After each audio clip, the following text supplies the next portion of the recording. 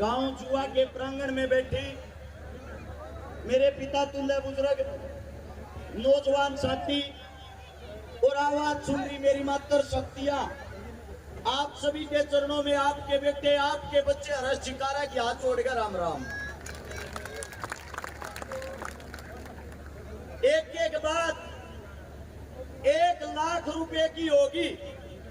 हाथ जोड़कर आप सबसे एक ही विनती है, उस बात की कीमत को समझे और सिर्फ 2 मिनट के लिए सभी मौन धारण करें, चुप होकर हर बात को समझने की कोशिश करें।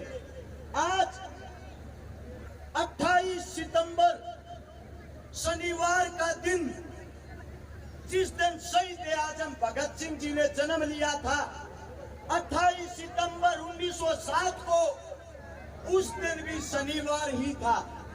आज के दिन सुबह के टाइम 9 बजे,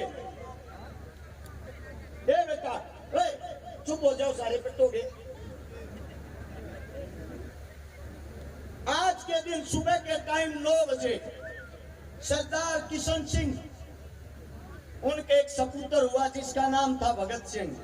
भगत सिंह का नाम भगत सिंह क्यों रखा गया? जिस दिन भगत सिंह का जन्म हुआ, उसका काका और उसका पिता दोनों जेल के अंदर थे। भगत सिंह के जन्म लेते ही दोनों की जमानत हो गई थी, दोनों जेल से बाहर आए थे। तो उसकी दादी ने लाड चाव में रखा था, मेरा पुत्र बड़ा भागा वाला है, भागा वाला से भगत नाम रखा गया। अब सब ये तो जानते हैं भगत सिंह ने हमारे लिए कुर्बानी दी थी, जेल गया था, फांसी के फंदे पर झूला था, लेकिन भगत सिंह था कौन, ये बात बहुत कम आदमी जानते हैं।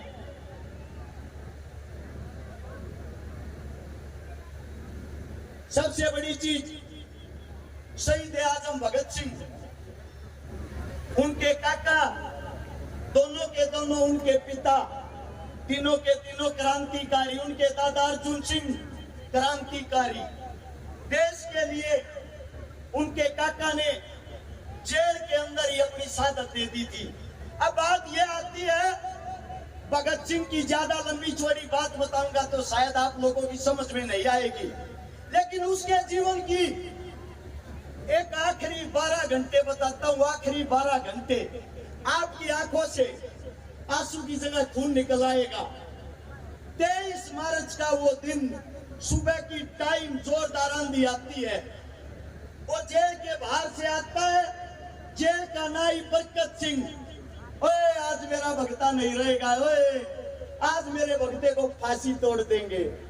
हर जेल के गेट को बंद करते हुए, रोते हुए, इतनी देर में बाहर से पुलिस प्रशासन आती है कि भगत सिंह को जेल से बाहर निकालो। 13, 14, 15 नंबर बैरक में तीनों दोस्त, भगत सिंह, राजगुरु, सुखदेव। 14 नंबर में भगत सिंह।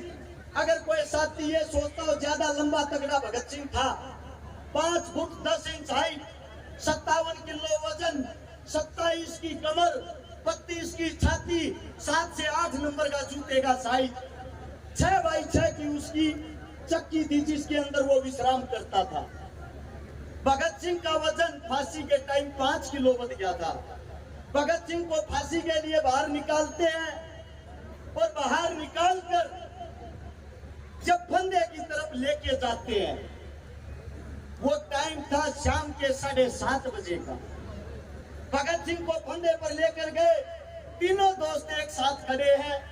अंग्रेज पूछते हैं कोई आखिरी ख्वाहिश? शहीद आजम कहता है तुम जैसे कुत्तों को देश से बाहर निकालना। अंग्रेज कहते हैं इससे दूसरी कोई ख्वाहिश? भगत सिंह कहता है एक बारी तीनों दोस्त गले मिलना चाहते हैं। तीनों दोस्तों के हाथ खोल दिए जाते हैं, तीनों गले मिलते हैं। गले मिलते ही बड़े खुश होते हैं, बड़े हंसते हैं और मुस्कुराते हुए कहते हैं मेरे दोस्तों अगले जन्म में फिर मिलेंगे। तीनों फांसी के फंदे को चूमते हैं और तीनों जब फांसी के फंदे को चूमते हैं, 7:30 से लेकर 7:33 पर उनको फांसी तोड़ दिया जाता है। फांसी तोड़ने के बाद तीनों को जब नीचे उतारा गया उसके बाहर जो आवाम थी, जो जनता थी, वो दिल मिला रही थी, वो रो रही थी। उस जनता की संख्या 1 लाख से ज्यादा थी। अब यहीं से एक बात सोचना, वही लाहौर जेल है, उस जेल के अंदर जहां मैं खड़ा हूं, यहाँ भगत सिंह फांसी तोड़ा गया है, और उस जेल के चारों तरफ ये जो जनता अब बैठी है, ऐसे ही जेल को घेरे हुए 2 लाख से ज्यादा आदमी थे। अगर एक आदमी एक ईंट को उठाता, जेल नाम की वहां चीज नहीं बचती। उन्हीं के अंदर जेल के बाहर एक बोगा भंगी खड़ा था, बोगा वाल्मीकि जिसका नाम था, और भगत सिंह से जिसने ये बोला था, ओए भगते, तेरे को आखिरी रोटी अपने हाथ की खवाऊंगा रे। जो बोगा वाल्मीकि था, वो भगत सिंह की जेल की सफाई करता था।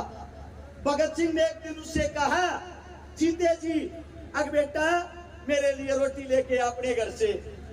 बोगा कहता, मैं वाल्मीकि समाज का हूँ, आप उच्चतम समाज से आते हो सरदार जी, मेरे हाथ का खाना कहाँ खाओगे। भगत सिंह ने कहा, तू मेरी बेबे है, तू मेरी माँ के समान है, जो मेरे मलमूत्र को साफ करता है। जब मैं अपनी बेबे की याद करता हूँ तो तेरे अंदर अपनी बेबे देखता हूँ, मेरे हाथ की, तेरे हाथ की मैं रोटी खाना चाहता हूँ, रोटी बना के लाना। बोगा रोटी बना के लाता है, भगत सिंह के सामने रख देता है। भगत सिंह ने टूक तोड़ के जब मुंह में दिया ना, बोगे की आख्या मासुआन लागे रे भगते, तना लोग ठीक पूछे रे, तू जात पात धर्म मजहब क्या नहीं मानता रहे, सबसे बड़ा एक ही चीज है, और वो चीज है भाईचारा। उसी बोगे से भगत सिंह ने कमेंट किया था कि जब भगता फांसी टूटेगा, आखिरी रोटी तेरे हाथ की खागा। और वो बोगा जेल के कबाड़ पीटता है, अरे मेरे भगते ने मेरे हाथ का एक चूक तक खा लेने दो। अरे ओए बदतमीज, जो उसके बाद फांसी पर चढ़ा लियो। बाहर बोगा रोन लाग रहा, परिवार रोन लाग रहा, और अंदर जिनको फांसी तोड़ी गई, उन्होंने देखा कि जेल के अंदर अगर सारी जनता भाग आई, कहीं जेल को ना तोड़ दे, इसीलिए ट्रक मंगवाया गया। एक ट्रक के अंदर भगत सिंह, राजगुरु, सुखदेव को, जिनको लेटा कर उनके कुल्हाड़ी से बोटे बोटे किए गए, और फिर एक बोरी के अंदर उनकी लाश को डाला। वह लाश डाल के जेल का पिछला गेट फाड़ के और कूड़े के निकाल के लेकर गए, और दूर ले जाकर सतलुज नदी के किनारे मिट्टी का तेल छिड़क कर आग लगा दी।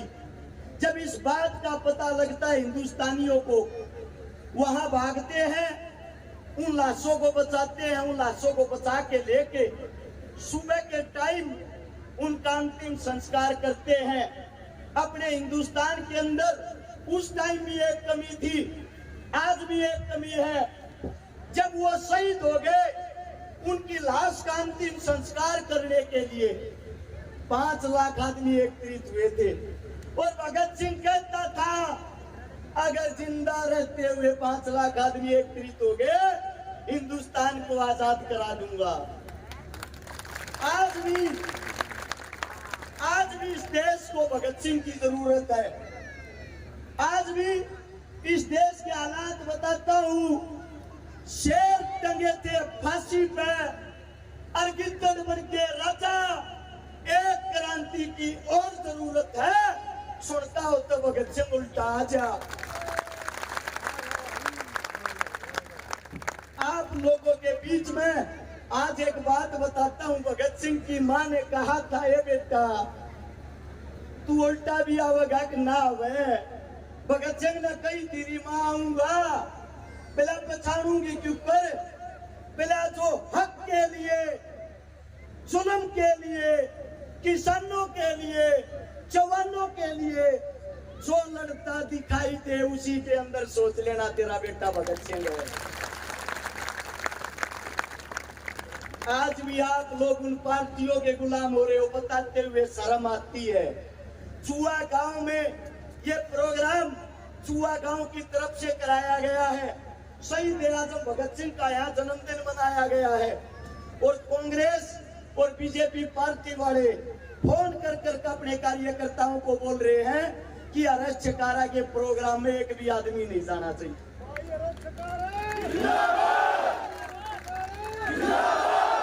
आप लोगों के बीच में एक का बात कहने लग रहा हूं, एक का बात इसको समझने की कोशिश करना। थारा छोरा भगत सिंह ने दोबारा जिंदा करना चाहा है, वह लड़ाई दोबारा लड़ना चाहा है। एक हफ्ता अपने बालक का साथ दे दो, 1000 भगत सिंह बना दूंगा, गारंटी है।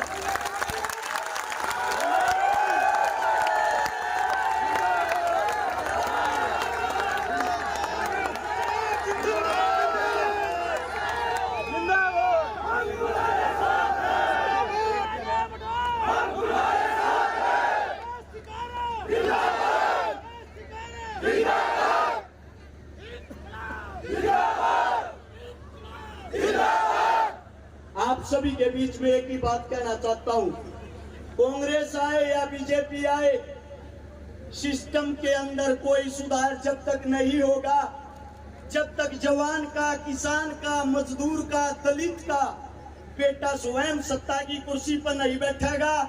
एक बात आप लोगों के बीच में कहता हूं, जईब की बार हमने गवाना जीत लिया, अगली बार सारे गरीबा के बड़का में कुर्सियां पर बैठाऊंगा और हरियाणा जीत कर दिखाऊंगे।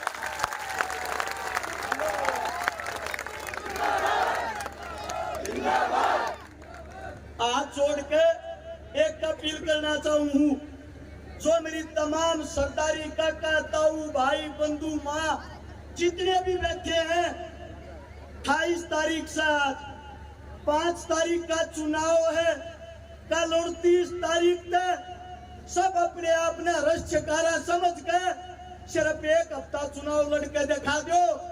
ये जो सियासी पार्टियों के गुंडे हैं, इनके राजनीति यारे पस्ते गारंटी देता हूं, खूंटी पर टंगवा दूंगा।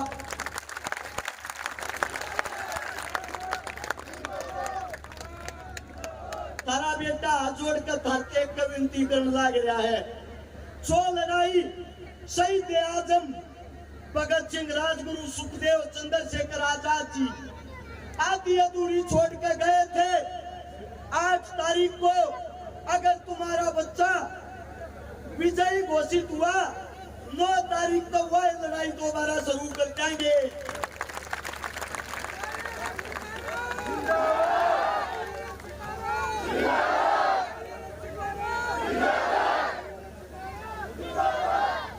मेरी 5 महीने की बच्ची है, अपनी बेटी की सौगंध खा के कहूं, थारा बालक जब तक थारे बालक के शरीर में खून की आखिरी बूंद रहेगी, थारे लिए लड़ता रहेगा, जिंदगी में धोखा नहीं देगा रे।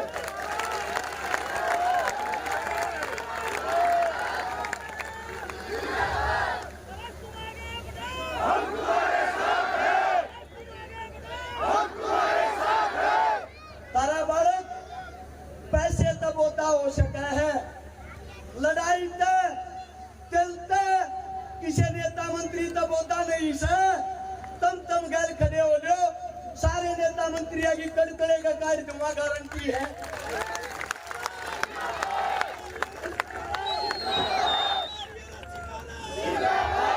मेरे मुख से कोई गलत शब्द, गलत बात निकली हो, थारा बेटा हूं, थारा बालक सू, थारा यो प्यार प्रेम देख के थोड़ा भावुक हो गया, उसके लिए माफी चाहता हूं, क्षमा चाहता हूं। जो जहां बैठे हैं न्यू के न्यू बैठे रहियो, 20 मिनट का प्रोग्राम रह गया, सिर्फ 4 हरियाणवी कलाकार रह गए, तमना अपने बच्चे की कसम लागा को किते तभी नहीं हल्लेगा ना, न्यू मानेंगे चुआ गांव में गए थे, हमारे सम्मान नहीं मिला। आज जोड़ के एक बात कहूं, इस धरती की कसम खा के कहूं, थारे दूध न थारा छोरा न जाओगा नहीं, गैल गैल खड़े हो लो।